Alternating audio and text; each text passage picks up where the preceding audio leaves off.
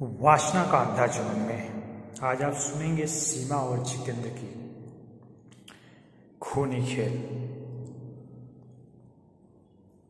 नमस्कार दोस्तों, स्वागत है आपका वासना का अंधा जुनून में, जहां हम आपको सुनाते हैं वो सच्ची कहानियां जो हवस, धोखे और लालच के अंधेरे में डूबी होती हैं। आज की कहानी है मथुरा के छोटे से गांव की, जहां एक पत्नी ने प्यार का नाटक करते हुए अपने ही पति को मौत की नींद सुला दिया, और वजह थी उसका अवैध रिश्ता और पैसे की भूख।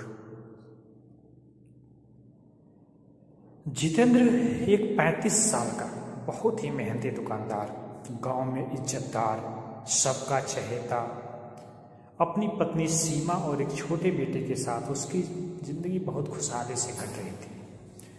लेकिन ये खुशहाली सिर्फ ऊपर से थी, अंदर ही अंदर सीमा का दिल किसी और के लिए धड़क रहा था। वो था गांव का ही एक टैक्सी ड्राइवर जिसका नाम था रोहित। रोहित और सीमा की मुलाकात जितेंद्र की दुकान पे आने जाने के दौरान हुई। कुछ ही समय में ये मुलाकातें चोरी छिपे मिलने और शारीरिक रिश्तों में बदल गई।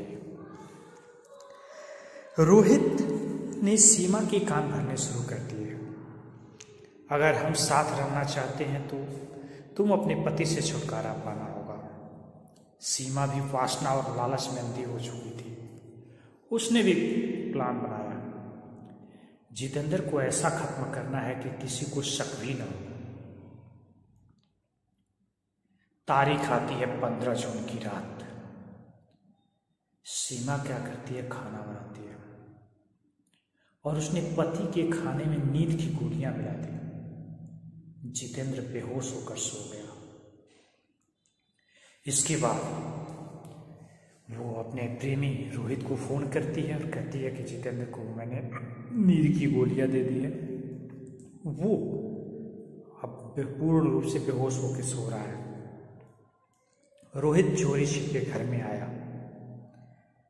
इसके बाद दोनों ने मिलकर जितेंद्र का गला दबा दिया। जितेंद्र का शरीर ठंडा हो चुका था। सीमा ने बड़े ही सफाई से दिल का दौरा दिखाने की कोशिश की। सोचिए, पत्नी अपने प्रेमिका को बुला के, जिस पति के साथ उसने 7 फेरे लिए, 7 वचन निभाने के लिए, उसी को अपनी प्रेमिका को बुला के दोनों मिलके गला दबाते हैं, मारते हैं। इस कहानी को यदि अच्छे से आप सोचें तो गहराई इसमें जाएं तो आपको समझ में आएगी कि कितनी बड़ी ये घटना है। अगली सुबह गांव में अफरा तफरी मच गई, लेकिन जितेंद्र के बड़े भाई को सीमा के व्यवहार पे शक हुआ। फिर उसने कहा कि पोस्टमार्टम मुझे करानी है बॉडी को। सीमा नाटक करना शुरू कर दी कि नहीं, पोस्टमार्टम नहीं होगा, काटे पीटे नहीं जाएंगे। वही कहानी शुरू कर दी। भाई को और मजबूती मिल गई है व्यवहार। पोस्टमार्टम रिपोर्ट में गला दबाने के निशान मिले, और उधर पुलिस ने भी अपना काम करना शुरू कर दिया था। पुलिस ने जब मोबाइल के रिकॉर्ड खंगाले तो सीमा और रोहित के बीच सैकड़ों अश्लील चैट और कॉल रिकॉर्ड सामने आए। पूछताछ में सीमा टूट गई और सब सच उगल दिया। पुलिस ने भी रोहित भागने की कोशिश की, लेकिन गिरफ्तार कर लिया। आज सीमा और रोहित दोनों को उम्र कैद की सजा मिली और वो काट भी रहे हैं। लेकिन इस समय सबसे बेगुनाह, जिसको कुछ नहीं पता था, जितेंद्र का बेटा, वो अनाथ हो गया।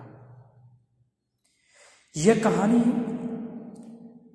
एक सबक है कि वासना और लालच न सिर्फ रिश्ते तोड़ते हैं बल्कि जिंदगियां भी तबाह कर देते हैं।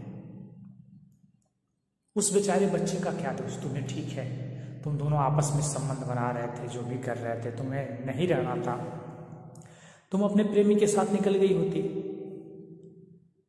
एटलीस्ट बच्चा को ये तो छोड़ो, पूरे जीवन उसको लोग ताना देंगे, तुम्हारी माँ ऐसी थी। बहुत मुश्किल हो जाता है ऐसे बच्चों को जीवन जीना। वो तो जीना चाहता है, उसकी क्या गलती है, लेकिन समाज उसे इतने ताने देता रहेगा घड़ी दर घड़ी। और एक माँ बाप का साया जिस बच्चे से उठ गया, वो क्या ही होगा। बहुत दर्द है, लेकिन सोचना चाहिए मजबूरी में ऐसा क्या ही है। लेकिन वही है, जब भूख ऐसी लग जाती है वासना की तो सारे रिश्ते अमर्यादित लगने लगते हैं। दोस्तों, अगर आपको लगता है कि ऐसे अफराधों से समाज को सीख लेनी चाहिए तो इस वीडियो को लाइक और शेयर जरूर करें और वासना का अंधा जुनून को सब्सक्राइब करें, जहां हम लाते हैं ऐसे ही सच्ची कहानियां जो आपको सोचने पे मजबूर करते हैं। धन्यवाद दोस्तों। जय हिंद, जय भारत।